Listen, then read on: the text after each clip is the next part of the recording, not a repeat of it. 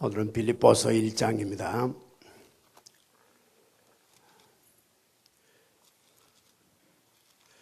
빌립보서 1장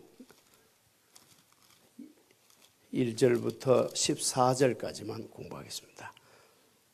1장 1절부터 14절까지 교독합니다. 그리스도 예수의 종 바울과 디모데는 그리스도 예수 안에서 빌립보에 사는 모든 성도와 또한 감독들과 집사들에게 편지하노니 하나님 우리 아버지와 주 예수 그리스도 마부터 평안히 너희에게 있을지. 내가 너희를 생각할 때마다 나의 하나님께 감사하며 간구할 때마다 너희 무리를 위하여 기쁨으로 항상 간구하면 너희가 첫날부터 이제까지 복음을 위한 일에 참여하고 있기 때문이라. 너희 안에서 착한 일을 시작하신 이가 그리스도 예수의 날까지 이루실 줄을 우리는 확신하노라.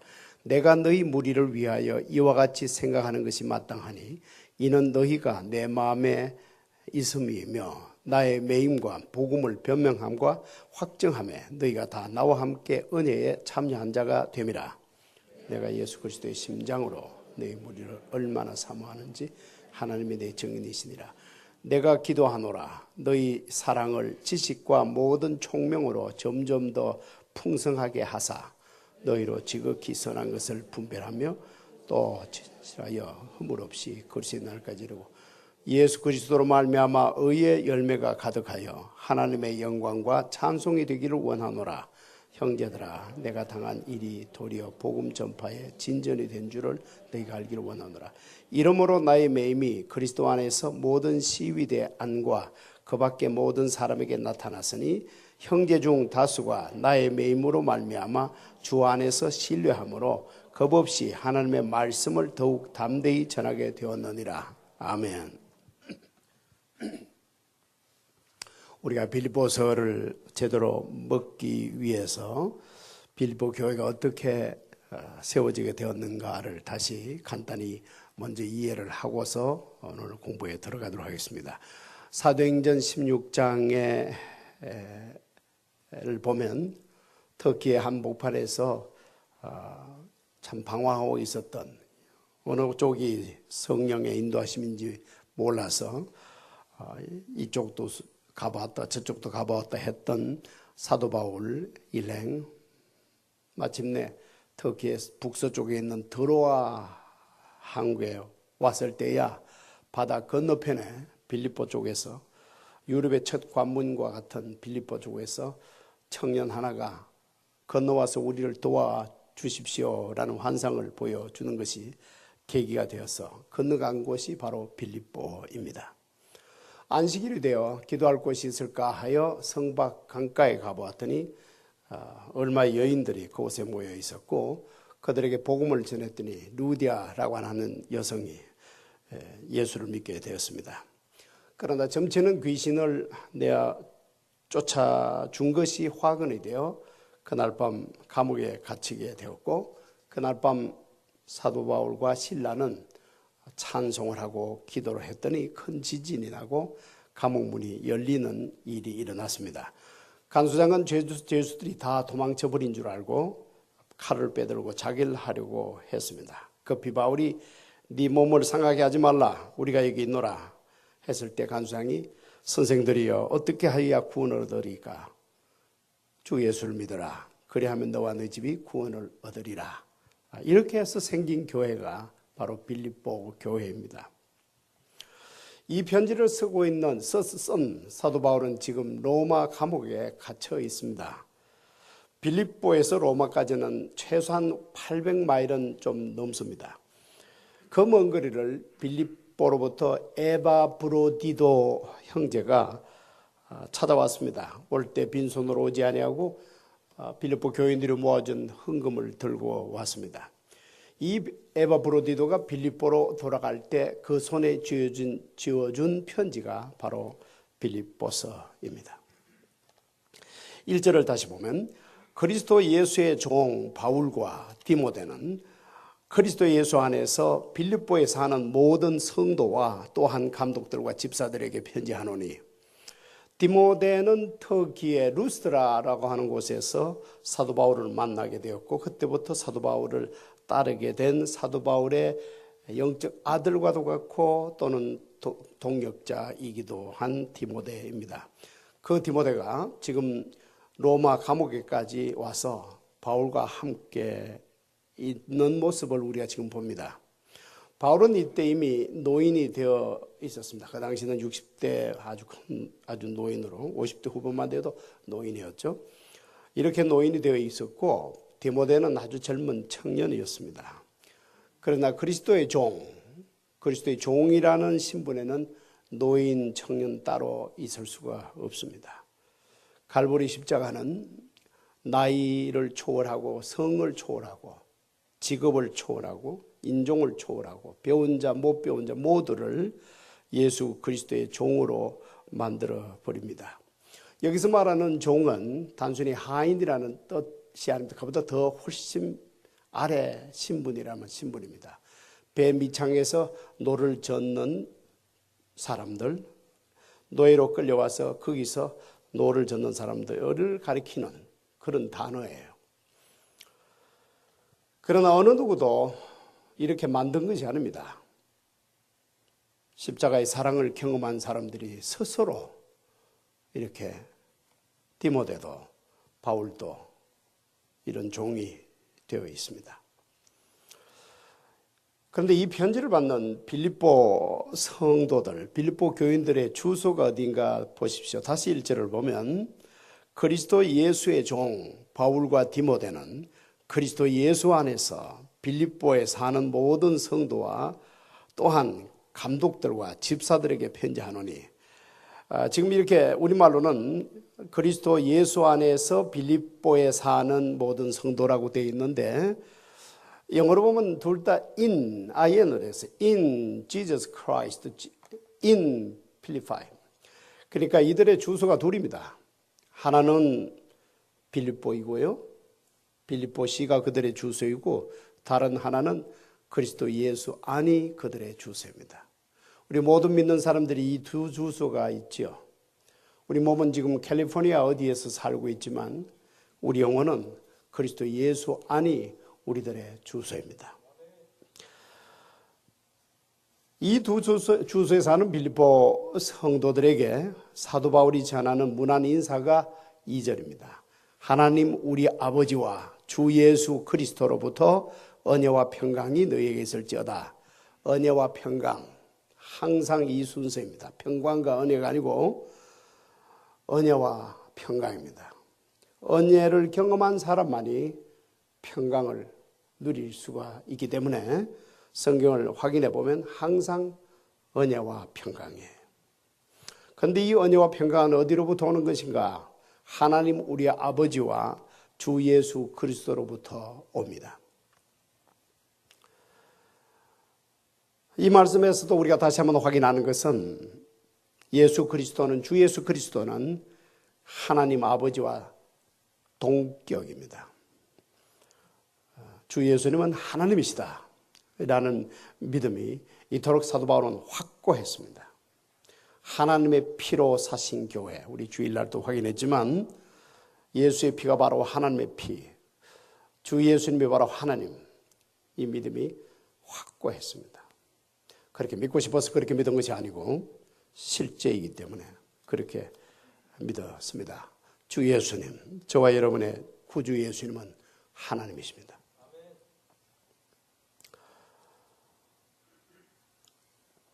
이렇게 문안 인사를 끝내고 난 후 사도 바울은 그 다음 말씀, 그 다음에 하는 말은 그 문안 인사가 끝나기가 무섭게 감사의 말이 쏟아져 나옵니다. 3절.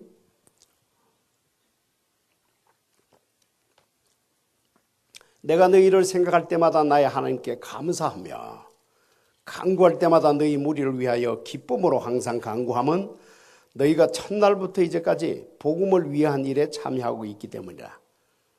생각할 때마다 감사의 말 이외에는 더 할 말이 없는 성도들, 사도 바울의 가슴 속에 있는 빌립보 교인들은 사도 바울이 생각할 때마다 감사할 것밖에 없는 그런 교인들이었습니다. 그리고 기도할 때마다 얼마나 기쁜지 또 기도해 주고 싶고 또 기도해 주고 싶은 대상들이었습니다. 사도 바울이 기도의 사람이라는 것은 이미 잘 알려진 사실이지만 특별히 이 편지가 로마 감옥에서 빌립보 감옥으로 메일이 아니었죠. 배달이 되었다고 하는 사실을 우리가 생각한다면 참 빌립보 감옥에서도 사도 바울이 감사 찬양하지 않았습니까? 그렇게 두드려 맞고 그 밤에 그 감옥에서도 사도 바울은 기도하고 찬송했더니 지진이 터지고 옥문이 열리는 역사가 일어났는데 오늘 로마 감옥 안에서도 사도 바울의 입에서 터져 나온 것은 감사의 노래입니다. 참 이 사도 바울과 빌립보 아주 특별한 그 관계입니다. 빌립보에도 감옥, 로마에도 감옥. 그런데 그쪽 감옥에 갇혔던 바울이 지금은 이쪽 감옥에 갇혀 있는데 이 사도 바울과 빌립보의 교인들 참 이런 관계, 이 관계가 이 세상의 모든 목회자들이 사도 바울처럼 자기 교회를 사랑하고 싶어하고 이 세상의 모든 교인들이 또 빌립보 교회처럼 자기 목회자를 사랑하고 싶어합니다. 그런 소원이 다 있습니다. 그러나 한 가지 우리가 꼭 알아야 할 것은 무엇이 사도 바울로 하여금 이런 애정을 갖게 만들었는가? 무엇이 사도 바울로 하여금 이렇게 생각할 때마다, 강구할 때마다 every time 예외 없었다는 거예요. 예외 없었습니다. 어떤 건 그랬는데 이번에는 이랬다가 아니고 every time 할 때마다 그들이 사모가 되고 그들이 사랑에 가고 막 이렇게 된 원인이 뭐냐? 무엇이 사도 바울로 하여금 그렇게 해놓고 하면 5절입니다. 그 답이 5절에 있어요. 너희가 첫날부터 이제까지 복음을 위한 일에 참여하고 있기 때문이라. 첫날부터 이제까지. 이 편지를 이제 빌립보 교회에 보냈는데 이때가 사도 바울이 빌립보에 가서 루디아를 예수 믿게 만들고 또 감옥에 갇혔다가 간수장 예수 믿게 만들고 했던 그때로부터 계산을 해보면 한 10년쯤 뒤가 됩니다. 그러면 10년 정도밖에 안 되었으니까 간수장과 루디아도 생존해 있었을 거예요. 이렇게 가정을 해봅니다. 그들도 분명 빌립보의 교우들이 되어서 성도들이 되어서 생존해 있었을 터인데 첫날부터 이제까지 이 말이 얼마나 감동으로 가다하겠습니까? 첫날부터 이제까지 한결같은 마음으로 복음을 위한 일에 참여했다는 말. 특히 두 사람 간수장과 루디아 참 가슴이 뜨거웠을 거예요. 물론 모든 교우들이 그렇게 했다는 뜻입니다만은 첫날부터 이제까지 이 말씀 좋지 않아요? 첫날부터 이제까지. 저는 이제 거기다가 뒤에다 하나 더 붙였어요. 이제부터 그날까지. 첫날부터 이제까지, 이제부터 그날까지 복음을 위한 일에 참여하는 성도가 되시기를 바랍니다. 이것이 사도 바울과 그 빌립보 교회들을 그렇게 하나로 만들고 눈물로 서로 위하여 기도하며 사모하며 그 가슴에 애정이 그렇게 끌어오르게 만든 원동력이고 비결이었단 말이죠.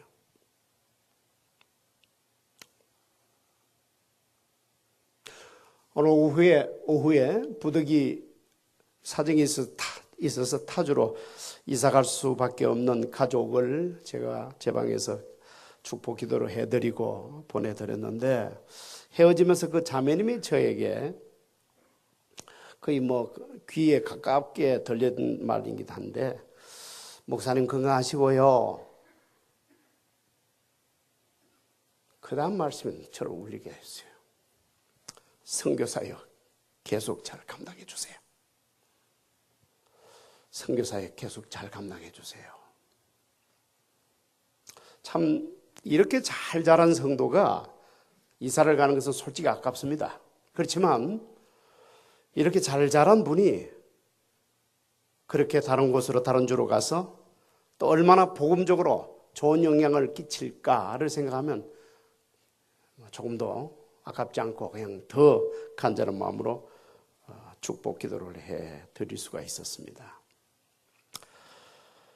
다른 무엇으로 사도 바울이 빌립보 교회를 그렇게 사랑한 것이 아닙니다. 처음부터 이제까지 복음을 위한 일에 함께 참여했기 때문입니다. 그리고 사도 바울이 확신하는 것이 한 가지가 있습니다. 6절 말씀.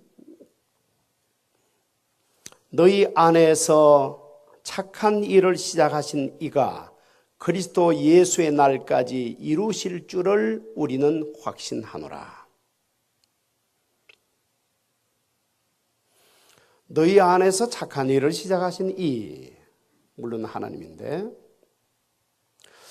루디아는 유럽에서 최초로 예수 믿게 된 여성이고, 간수장은 어쩌면 간수장 역시 유럽에서 최초로 예수 믿게 된 남성이었는지 모릅니다. 그러나 이 착한 일을 시작하신 이는 하나님이셨어요. 사도 바울이 아닙니다. 사도 바울은 아시다시피 빌립보에 갈 생각이 없었어요. 아시아에 가고 싶었습니다. 아시아라는 말은 에베소인데, 그랬던 바울을 빌립보로 하나님께서 강권적으로 끌어가셔서 성박 강가에 나가보게 하시고, 거기서 루디아를 포함한 또 그리고 간수장 등등 예수 믿는 일들이 계속되도록 하셨습니다. 그때 사도 바울이 복음을 루디아에게 들려주었는데, 성경은 이때도 조심스럽게 그러나 정확하게 이렇게 기록해 놓고 있습니다. 주께서 루디아의 마음을 열어 바울의 말을 따르게 하신지라. 사도 바울이 루디아의 마음을 감동감화시킨 거 아닙니다. 사도 바울은 복음을 전했을 뿐이고 루디아의 마음을 여신 분은 하나님이셨어요. 무엇을 계속 말씀드리고 있는가 하면, 그들 속에 착한 일을 시작하신 이가 누구인 것을 누구보다도 사도 바울이 제일 잘 알고 있었습니다.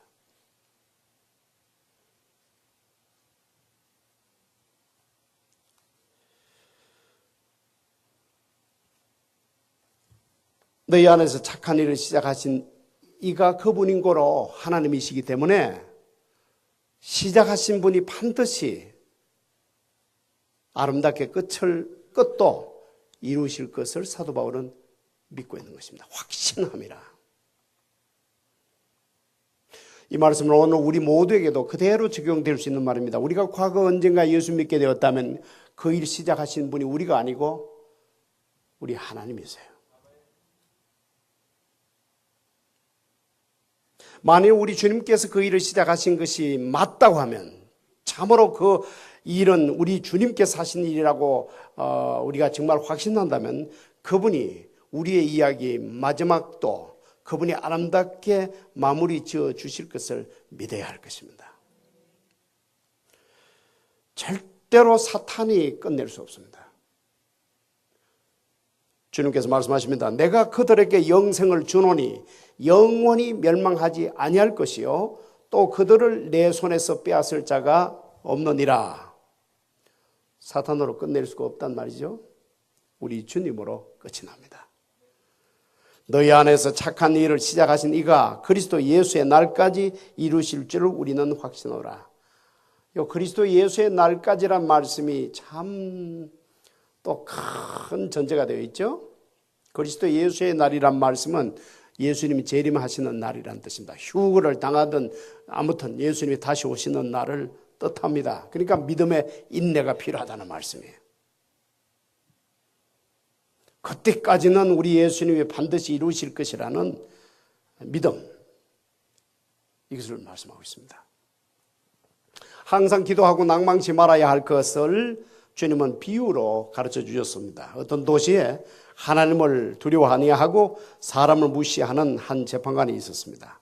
그 도시에 한 과부가 살았는데 어떤 억울한 일을 당해서 거의 날마다 찾아와 하소연을 했습니다. 불의한 재판관이 속으로 생각합니다. 이 과부가 나를 괴롭게 하니 내가 그 원한을 풀어주리라. 그렇지 않으면 늘 와서 나를 괴롭게 하리라. 그래서 그 원한을 풀어주었습니다.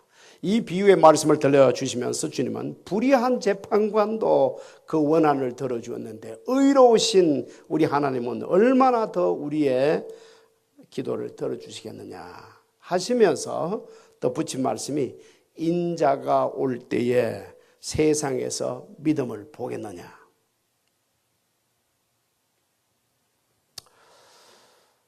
끝까지 주님을 믿는 믿음. 우리는 기도의 응답에 방점을 찍지만 주님은 우리의 기도 응답 여부가 중요한 것이 아니고 끝까지 주님을 믿느냐 그것을 더 보십니다. 사할린의 그 형제가 또 생각이 나는군요. 택시 차 안에서 들려준 말입니다. 어머니 속을 무척 새긴 그 아들 이놈아 예수 좀 믿어라 예수 믿어라 예수 믿어라 그렇게 말을 거의 평생간 말을 했는데도 끝내 고집을 부리고 예수 믿지 않았다고 그래요. 그래서 결국 어머니는 돌아가셨습니다. 언제 예수를 믿게 됐는가 하면 어머니를 장사 지내고 이 무덤에 잔디를 덮을 때 그때 깨졌다는 거예요. 그때야 비로소 어머니 제가 예수를 믿겠습니다. 통곡을 하면서 예수 믿게 되었다고 공항에서 저를 픽업해서 숙소로 가는 길에 그 형제가 들려주었습니다. 그 어머니의 기도 살아생전에는 끝내 응답받지 못했던 거죠. 오히려 사후에 응답받게 된 것입니다. 그리스도 예수의 날까지 사도 바울이 너무 길게 잡은 것 같죠, 그죠? 그리스도가 우리 예수님이 다시 오실 그때까지는 그분은 이루실 거요 이 말씀인데 굉장히 길게 잡으신 거예요. 굉장히 길게 잡았습니다. 이렇게 길게 잡았다는 뜻이 뭐예요? 그렇게 예수님을 믿는다는 뜻입니다. 우여곡절 무슨 별의별 일이 다 일어나서 끝내 세상에서는 예수 믿는 거 아무것도 아니네. 뭐 믿긴 뭘 믿어. 하나님이 계시면 이 모양이야. 별의별 일이 앞으로 다 일어나도 그때가 오면 예수님이 다 바로 펴실 것이며 예수님이 하신 모든 말씀을 다 이루실 거요 하면서 길게 보는 이 믿음보다 더 영광스러운 것이 없습니다. 저나 여러분이나 이런 믿음을 좀 가질 수 있기를 바랍니다. 참 바랍니다. 얼마나 영광스럽고 얼마나 참 뿌듯합니까? 지금 눈앞에서 일어나는 일 또는 응답받은 일, 응답받지 못한 일 그걸로 인해서 그냥 업 앤 다운 하는 것이 아니고 이렇게까지 길게 보면서도 주님을 믿고 신뢰하고 끝내는 예수님이 다 이루신다고 하는 이 믿음이 참 부럽죠. 부럽기도 하고 또 우리에게 도전을 주고요.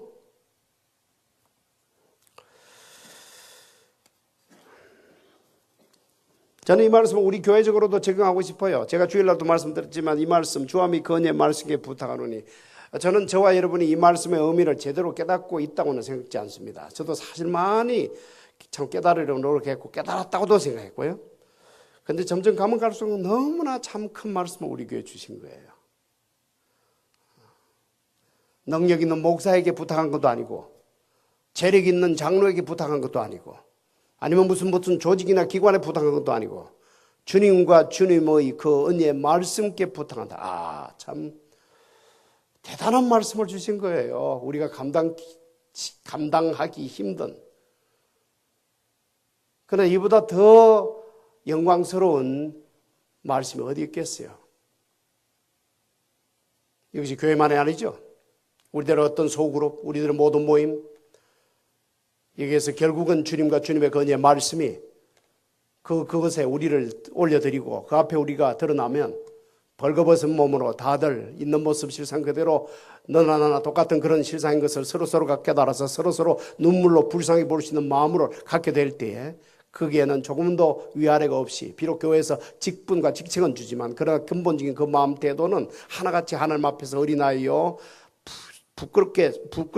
부끄럽지만 서로 불쌍히 보는 그런 마음을 소유하게 될 때에 비로소 그 공동체는 얼마나 아름다운 진정한 에덴 동산 벌거벗어서나 부끄럽지 아니하였더라. 아담과 에덴이 누렸던 그 에덴 동산의 그 행복을 모든 목장마다 누리게 될 것이다. 모든 교회 모임마다 누리게 될 엄청난 말씀 우리가 받은 거예요. 사실은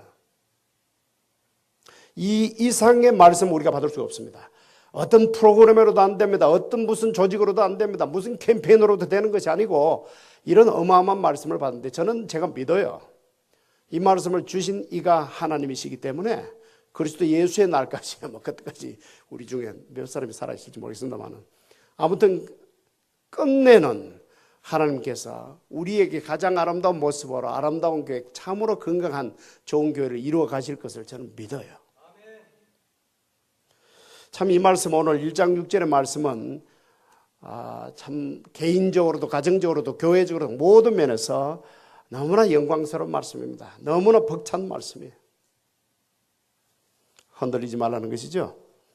업 앤 다운으로 점철이 되어 있는 이 세상 가운데 우리가 비록 살고 있지만 흔들리지 말라는 말씀입니다. 7절 말씀, 내가 너희 무리를 위하여 이와 같이 생각하는 것이 마땅하니 이는 너희가 내 마음에 있음이며 나의 매임과 복음을 변명함과 확정함에 너희가 다 나와 함께 은혜에 참여한 자가 됨이라. 내가 예수 그리스도의 심장으로 너희 무리를 얼마나 사모하는지 하나님이 내 증인이시니라. 이 심장이라는 말씀은 원어로 보면 스플랑크논이라고 해서 뜻이 이것입니다. 그러니까 바울 이 창자 말이죠. 속창자라는 뜻이에요. 아주 깊은 마음 정도가 아닙니다. 그보다 더 깊어요. 깊은 뜻입니다. 히브리어로는 레켐 이게 이제 긍휼, 자비 뭐 그렇게 번역이 되는 겁니다. 자기가 낳은 자식을 불쌍히 보는 어머니의 마음. 그래서 자궁이라는 뜻도 있습니다. 이런 마음을 가지고 아버지 하나님께서는 우리를 보시는데 그게 바로 예수 그리스도의 심장입니다. 예수 그리스도의 심정보다 훨씬 더 깊은 말씀이죠. 그런데 바울이 이렇게 말하고 있단 말이죠. 내가 예수 그리스도의 심장으로 참 기막힌 말씀입니다. 완전히 사도 바울이 이 말씀을 기록했을 때 감옥 안에서 이 말씀을 기록했을 때 참으로 사도 바울은 내 안에 사시는 이는 그리스도시라. 아마 가장 근접한 이 말씀이 제대로 이루어진 그런 상태였던 것 같아요. 하나란 말이죠. 안과 밖이 내가 예수 안에 예수님의 내 안에 그 경지에 이른 것 같습니다. 믿음이라고 하는 어떤 교리만이 아니고요. 신학의 지식만이 아니고 실제로 하나가 되어 있었던 사도 바울의 모습. 그것을 예수 그리스도의 심장으로 이렇게 참 너희 무리를 사모한다라고 말씀하고 있습니다. 그러나 이렇게 고백할 수 있었던 것은 그들도 사도 바울의 매임과 복음 정언하는 일에 함께 했기 때문입니다. 사도 바울이 특별히 위대해서가 아니고 물론 위대했죠. 동시에 빌립보 성도들도 너무나 순전한 거예요. 참 때묻지 않는 싸움도 하고요. 싸움도 일어났죠. 싸움도 일어나고 했지만 싸웠다고 나쁜 거 아닙니다. 그거는 있는 모습을 그대로 드러난 것이니 그거 가지고 하나님이 야 실망했다 네가 어떻게 이거 아니죠. 순전한 모습입니다. 있는 그대로 다 드러난 교회예요. 빌립보는. 이런 사도 바울, 이 빌립보 성도들이 사도 바울의 매임과 참 갇힘과 끌려가는 그 매임과 동시에 복음 증언하는 그 일에 있어서 함께 했기 때문에 사도 바울도 그들을 향하여 이런 사모하는 마음이 그리스도의 심장으로 그들을 사모하는 마음이 생기고 또 그들도 사도 바울을 그렇게 할 수가 있었습니다. 교회가 사랑이 없다는 말을 가끔 우리도 듣습니다. 이것은 우리 교회뿐만 아니고 이 세상에 있는 모든 교회가 들을 말 중에 하나라고 저는 늘 생각하는데, 그러나 우리가 꼭 알아야 할 것이 있습니다. 이 사랑이라고 하는 것이 그냥 우리 사랑하자고 해서 이루어지는 것이 아니고 교인들 가운데 복음이 살아있어야 합니다. 예수께서 날 위하여 죽으시고 그분은 다시 살아나셨으며 그분은 날 위하여 성천하시고 하늘에서도 나 같은 자를 위하여 간구하시고 하는 이 복음의 줄기, 복음의 이 내용들을 나도 공유하고 당신도 공유하고 그런 가운데서 사랑이라고 하는 것이 비로소 가능한 것이지, 그러나 대부분 우리들이 말하는 사랑이라고 하는 것은 인간적인 사랑이에요. 아시다시피 인간적인 사랑은 얼마나 큰 상처를 주고 끝나고 마는 것입니까? 수도 없이 우리는 지금까지 경험했죠. 내 가슴에 십자가의 사랑에 메말라가고 있는 것은 아닌가, 이것이 사실은 더 심각한 문제입니다. 사도 바울이 바로 그런 사랑으로 그들을 사모하고 사랑했습니다. 이제 사도 바울의 기도가 이제 시작이 되는데 9절입니다. 한 절씩 보도록 하겠습니다. 사도 바울의 기도가 어떤 기도인지. 내가 기도하노라 너희 사랑을 지식과 모든 총명으로 점점 더 풍성하게 하사. 이 사랑을 말씀하는데 그 사랑을 지식과 모든 총명으로 더 풍성하게 하기를 기도하고 있습니다. 이 사랑이란 말이 다시 한번 참 복잡한 말입니다. 아주 어려운 말 중에 하나가 사랑인데, 왜냐하면 사랑이 뭐냐에 대한 이해가 참 쉽지 않기 때문입니다. 그걸 과연 하나님이 말씀하시는 사랑이라고 할 수 있느냐, 그 문제가 늘 따르기 때문에, 그래서 지식이 필요하다는 거예요. 총명이 필요하다는 것입니다. 내 딴에는 사랑이라고 베풀었는데 알고 보니 그 사랑의 결과로 인하여 더욱 안 좋게 되는 결과가 얼마나 많습니까? 교회에 찾아와서 우리 아이가 어떻고 내가 아침도 못 먹었고 뭐 어떠저떠고 하는 그 홈리스 피플, 그 사람들이 이렇게 준 돈은 거의 대부분 마약을 사먹는다고 그러더군요. 그러니까 이 사랑이란 말이 참 분별이 필요하다는 말씀이에요. 지식과 총명을 더 알아요. 뜨거운 가슴으로 사랑을 해야 되는데 그 사랑에 지식과 총명을 더하는 그런 기도를 하고 있습니다. 10절. 너희로 지극히 선한 것을 분별하며 또 진실하여 허물 없이 그리스도의 날까지 이루고. 지극히 선한 것을 분별하라는 말씀의 뜻은 제일 좋은 선택이 무엇인지를 분별하라는 말씀인데, 이 부분은 특히 사도 바울께서 톡톡히 경험을 했죠.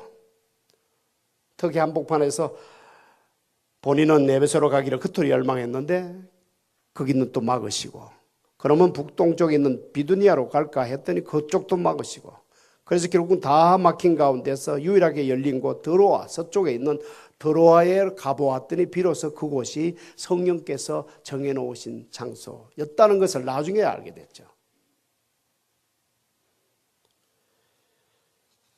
그러니까 그 사건이 우리들에게 주는 교훈은 이것입니다. 해보는 것입니다. 다 깨달았기 때문에 어떤 것을 하는 것이 아니고 해보는 것입니다. 이렇게 돼보고 또 저렇게 돼보고 그렇게 하는 것입니다. 단 그때 마음이 고와야 돼요. 마음이 건강해야 됩니다. 마음이 건강치 아니하면 반드시 비러니스로 끝납니다. 내 해봤는데도 안 되더라 뭐 이렇게 끝나거나 하나님을 원망하는 쪽으로 끝납니다. 근데 사도 바울이 우리보다 조금 더 위대했다고 볼 수 있는 것은 마음 바탕 자체가 건강하고 하나님을 믿는 믿음, 예수님을 믿는 믿음, 그리스도의 예수의 날까지니까 얼마나 그 믿음이 길고 든든한 건지요. 아무리 그렇게 길이 막히고 좌절이 되고 그래도 쉽게 비러니스, 이 쓴뿌리를 품지 않는, 마음에 하나님을 향하는 원망의 마음이 없는 이 부분이 우리들하고 좀 다른 것 같아요. 그러나 어쨌든 어떤 것이 가장 베스트 디시전이 되느냐, 제일 좋은 선택이 되느냐 하는 것은 사도 바울의 경우를 보면 그냥 해볼 수밖에 없습니다. 건강한 마음을 품고 이것도 해보고 저것도 해보고 막히면 또 딴 것도 해보고 그 길을 우리들에게 교훈으로 보여주었습니다.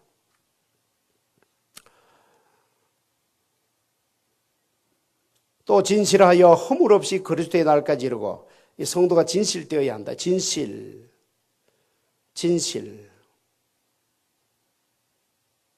이것은 절대로 남들로부터 손가락질 받을 일을 물론 하지 말아야죠. 그런데 절대로 성도는 완전해야 된다. 그 말은 물론 아닙니다. 이 진실이라는 말씀 중에 또 하나는 자기의 실상을 그대로 인정하고 그만큼 하나님 앞에 엎어지는 것입니다. 흠이 많고 허물이 앞으로도 많을 거예요. 우리 모두 계속해서 우리는 허물 많이 보일 것이고 허물을 많이 보일 것입니다. 그것이 문제가 아니고 그럴 때마다 하나님 앞에 엎드리는 그 모습이 바로 진실된 사람이다. 이런 뜻입니다.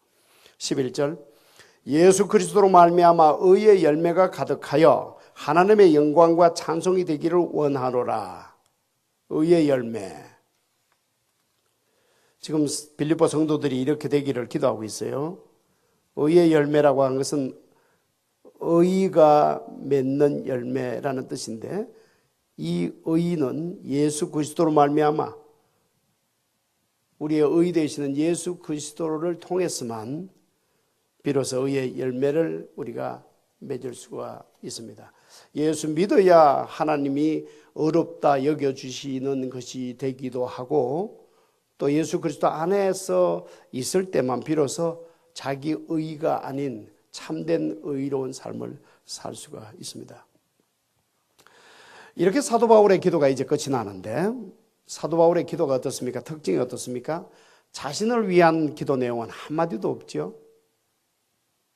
감옥에 갇혀 있으면서 하루속히 이 감옥에서 빠져나갈 수 있도록, 나갈 수 있도록, 추록할 수 있도록 기도해 달라는 말도 없고요. 철저히 빌립보 성도들을 향한 기도인데, 그 기도 내용이 하나같이 영적인 복을 구하는 기도죠. 빌립보 성도들 중에 빌립보 시장 하나 나오게 하자 뭐 이것도 아니고, 하는 장사 잘 되게 해 주옵소서 이런 것도 아니고, 그 집 아들 하버드에 들어가게 해달라는 기도도 없고, 물론 그런 기도가 나쁘다는 게 아닙니다. 그 기도도 소중한 기도예요. 다만 우리들의 기도가 너무 그렇게 세속적이고 세상적이고 기복적인 기도로 비중이 너무 크지 않나, 이것을 우리가 생각해 볼 필요가 있습니다. 만약에 그렇다면 주님께서 말씀하시는 이방인의 기도와 조금 더 다를 것이 없습니다. 이방인의 기도로 끝나고 마는 것이죠. 비록 여러분의 삶이 어렵지만, 그래서 어려워서 새벽에라도 달려나와서 간절한 마음으로 기도할 수밖에 없는 그 형편을 우리 주님이 모르시는 것도 아닌데, 비록 그렇더라도 그런 가운데서도 위의 것을 더 구할 수 있는 여러분이 되시기를 바랍니다. 이 모든 기도를 끝낸 후에 바울이 또 어떤 내용의 말씀을 하고 오늘 말씀을 끝내는가 봅시다. 또 복음 이야기예요. 12절부터 14절까지 합독하십시다. 형제들아, 내가 당한 일이 도리어 복음 전파의 진전이 된 줄을 너희가 알기를 원하노라. 이러므로 나의 매임이 그리스도의 안에서 모든 시위대 안과 그 밖의 모든 사람에게 나타났으니, 형제 중 다수가 나의 매임으로 말미암아 주 안에서 신뢰함으로 겁없이 하나님의 말씀을 더욱 담대히 전하게 되었느니라. 800마리나 동쪽에 있는 빌립보 교인들의 마음으로는 걱정이 태산 같았을 것입니다. 사도 바울께서 이렇게 로마에 갇혀 계시니까, 사실 오래 갇혀 계셨어요. 2년. 걱정이 태산 같았을 터인데, 그러나 정작 사도 바울께서는 이렇게 밝은 내용, 또 기쁜 소식을 그들에게 들려주고 있습니다. 여기 시위대라고 하면 황제 친위대입니다. 이 당시 시위대 군인들은 4시간 단위로 임무 교대를 했다고 합니다. 그러니까 이게 참 묘한 거예요. 한 사람이 하루 종일 지키고 있었다면 사도 바울이 만날 수 있는 로마 군인들이 숫자가 자꾸 그밖에 안 되잖아요. 근데 4시간마다 한 번씩 바뀌니까 계속 다른 로마 군인들을 접할 수가 있었던 거예요. 기막힌 섭리죠. 13절 말씀이 그런 뜻이에요. 이러므로 나의 매임이 감옥에 갇혀 있는 것이 그리스도 안에서 모든 시위대 안과 그 밖에 모든 사람에게 나타나서니, 자꾸 만나는 사람 계속 사도 바울을 만나게 되고, 사도 바울은 가만히 앉아 있어도 많은 전도 대상자들이 와준 거예요. 그런데 그 사도 바울에게서 풍겨나오는 어떤 권위가 있었겠죠? 어떤 인플루언서가 있었겠죠? 영향력이 있었겠죠? 그런 가운데서 성령의 역사에 주셔서 하나 둘 황제 친위대 가운데 군인들도 예수 믿는 일이 일어나게 된 것입니다. 안에서도 이런 좋은 일이 일어났지만 감옥 밖에서도 좋은 일이 일어납니다. 14절, 형제 중 다수가, 이것은 이제 로마 교회, 형제 중 다수가 나의 매임으로 말미암아 주 안에서 신뢰함으로 겁없이 하나님의 말씀을 더욱 담대히 전하게 되었느니라. 이 당시 로마에는 교회가 이미 있었습니다. 우리가 사도행전 끝에 가서 보겠지만 결국 지중해를 통과하여 로마에 이르게 되었을 때에 한국 끝에까지 로마 교회 성도들이 마중 나온 것을 보면 이미 이때 로마에 교회가 있었다는 뜻입니다. 그러나 이 교인들은 모두가 겁을 집어먹고 소극적으로 그냥 자기들끼리 겨우 웅크리고만 있었던 것 같습니다. 그런데 감옥 안에서 사도 바울께서 이런 일들을 하신다는 그런 말을 듣고는 용기를 얻었던 것 같아요. 그래서 형제 중 다수가 오히려 용기를 얻고서 그들도 겁없이 돌아다니며 전도하게 된 이 열매를 또 얻게 된 것입니다. 두 가지 교훈을 얻습니다. 하나는 이 세상 어디에나 전도 대상은 있다. 내 몸이 있는 곳은 다 전도 현장이다 하는 그런 교훈을 얻죠. 예수 믿는 죄로 잡혀가서 감옥에 갇힌 사도 바울을 지키는 군인들이 예수 믿게 되는 이 아이러니, 어디나 전도 대상자는 있다는 그런 뜻이 되겠습니다. 또 하나는 좋은 영향을 끼쳐야 되겠다는 뜻입니다. 그런 교훈이 또 있습니다. 감옥 안에 있는 사도 바울의 이야기가 안에서도 나타났지만 밖에 있는 움츠리고 있는 교인들에게도 영향을 끼쳤다는 것을 생각하면 참 귀한 교훈입니다. 오늘 우리가 많이 듣듯이 오늘 전도에 가장 방해를 하는 사람들이 다른 종교인들도 아니고 심지어 이단 종파도 아니고 그 교회에 다니는 사람들이라는 뼈아픈 말을 우리가 듣습니다. 참 주님 앞에 서게 될 때 참 어떤 책망을 받을까 참 무서운 현실인데, 알게 모르게 우리들이 끼친 영향이 엄청 큽니다. 엄청 큽니다. 목사는 말할 것도 없고 장로, 권사, 안수집사, 이 교회 다니는 모든 사람들이 그 몸이 있는 곳 크게 영향을 끼친다는 이 사실, 새삼스럽게 오늘 이 말씀을 보면서 깊이 생각을 하게 됩니다. 이제 말씀을 정리하겠습니다. 오늘 말씀의 1절에서 들려주신 빌립보 성도들의 그 두 주소를 다시 기억하도록 하십시다. 하나는 빌립보시고 다른 하나는 예수 그리스도 안입니다. 우리도 이 두 주소를 결코 잊어버리면 안 됩니다. 우리 몸은 비록 캘리포니아 어디에서 우리가 살고 있지만 우리 영혼은 예수 그리스도 안이 우리 영혼의 주소입니다. 자, 그렇다면 우리 영혼이 그리스도 예수님 안에 살고 있다면 그리스도께서는, 우리 주님께서는 우리 몸을 어디로 주로 데리고 다니시기를 기뻐하실까 생각해 보십시다.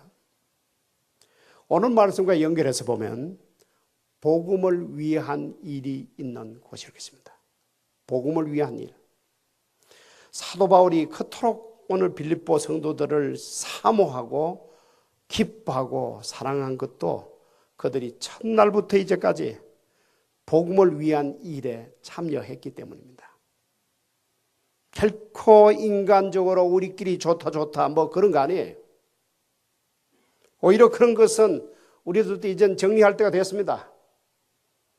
그거 얼마 못 가서 얼마나 서로가 서로에게 상처기를 주고 시험이 거리가 되고 그래서 비참하게 아프게 참 아무튼 그런 경험들을 우리는 지금까지 신앙생활을 해오면서 우리 다 아멘 하죠. 우리 모두가 다 공통적으로 경험한 참 아픔들이었죠. 절대로 그런 것은 오래가지 못한다는 거. 역시 복음 안에서 그 복음을 중심으로 그래도 힘써 보려고 하는 사람들,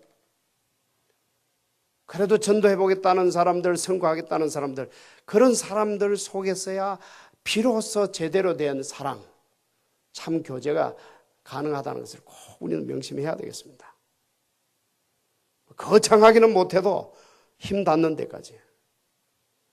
그래서 저나 여러분이나 훗날 우리 주님 앞에 서게 될 때에 주여 저도 복음을 위한 일에 이렇게 참여했습니다 라고 주님 앞에 보고할 수 있는 우리 모두가 되기를 바랍니다. 아멘.